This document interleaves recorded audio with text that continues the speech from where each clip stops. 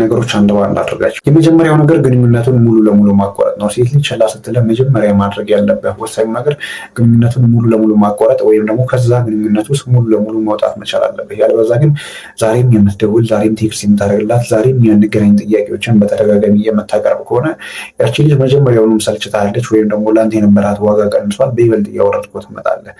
ስለዚህ ችላ ያለች ሴት እንድትመለስ የምትፈልግ ከሆነ ከህይወቷ የተወሰነ ጊዜ ወጥተህ አንተን እንድትናፍቅ ማድረግ መቻል አለብህ። ማለት ቫሊዩን ልታሳያት ይገባል። ዛሬም በስሯ ካለህ ወይም ደግሞ ዛሬም የምትከተላት ከሆነ አንተን የምትናፍቅበት እድል አሰጣትም።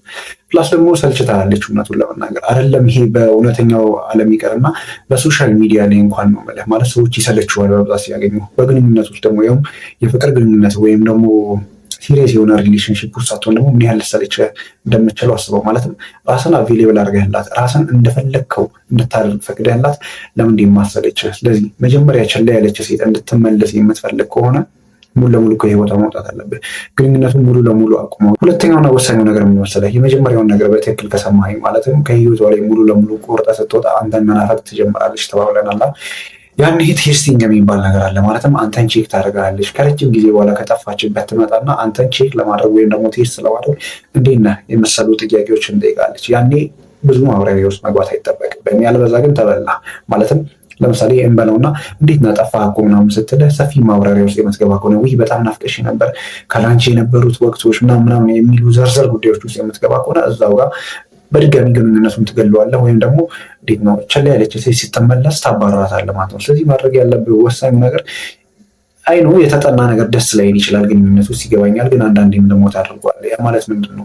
ምንም አይነት ይሄ የተጋነነ ሪስፖንስ መስጠት የለብህም። ያልበዛ ካልኩሌትድ የሆነ ላይፍ እንደምትመራ ነው የምታሳውቀው። ማለትም የሆነ ጊዜ ጠፋሽ ተመልሳ ስትመጣ እኔ እኮ ማለት በጣም ናፍቀሽ ነበረ፣ ግን በቃ ዝም ስላልሽኝ ወይም ደግሞ ስለራቅሽኝ ነው የመሳሰሉ ነገሮችን የምትናገር ከሆነ እንዳልኩ ካልኩሌተር የሆነ ነገር እንደሰራህ ወይም ደግሞ እንዳደረግክ ስለሚገባት በድጋሚ ትጠፋለች። ስለዚህ ማድረግ ያለብህ ወሳኙ ነገር ልክ ምንም እንዳልተፈጠረ ወይም ደግሞ ከዚህ በፊት አውቆና ሆን ብሎ እንዳላደረገ ሰው ለራሱ ቫሊዩ እንደሚሰጥ ሰው ነው አክት ማድረግ ያለብህ።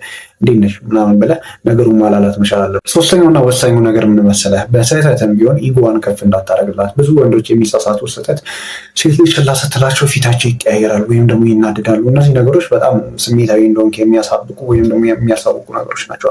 ስለዚህ እሷን በአካል የሚሆን ብታገኛት አንዳንዴ በጣም የበዛ ሰላምታም ማብዛት የለብህም ወይም ደግሞ እንደ ጠላትህም መዝጋትም አይጠበቅብህም። ነገር ግን እንደ ራንደም እንደምታገኘው ሰው ሰላም ብለህ ምናምን ደስ ብሎ ነገር ግን ፍቅር እንዳለብህም ሳታሳይ በዛ መንገድ ብቻ እለፋት። እመነኝ እነዚህ ነገሮች በትክክል የምታደርጋቸው ከሆነ ችላ ያለች ሴት እንድትመለስ ታደርጋታለህ። ምክንያቱም የህይወት ሰርክል እሷ አይደለችም። መጣችም ቀረችም በህይወት ውስጥ የምትጨምረው ወይም ደግሞ የምትቀንሰው ነገር እንደሌለ ስታውቅ ትጠነቀቅልሃለች ወይም ደግሞ ችላ ያለችውን ስሜት ሙሉ ለሙሉ ታጠፋዋለች። ግን እዚህ ጋር መርሳት የሌለብህ ነገር እነዚህ ነገሮች ስታደርግ እኔ ባህሪህ እንዲሆኑ ወይም ደግሞ እንድትላበሳቸው ነው እንጂ ካልኩሌትድ የሆነ ነገር እንድታደርጋቸው አለ። ምክንያቱም ባህሪ የሚሆኑ አንዳንዴ ልምዶች ናቸው። አንዳንድ ነገሮችን ደጋግመህ ስታደርጋቸው ባህሪ ሲሆኑ ይመጣሉ ማለት ነው። ልክ እንደዛ ባህሪ እንዲሆኑ ነው የሚመክረህ እንጂ ላይክ ካልኩሌትድ የሆነ ነገር ወይም ደግሞ የተጠና ነገር ላድርገው ካልክ በጣም አደገኛ ነው የሚሆንብህ፣ አይጠቅምህም። ስለዚህ ባህሪ ለማድረግ ሞክር።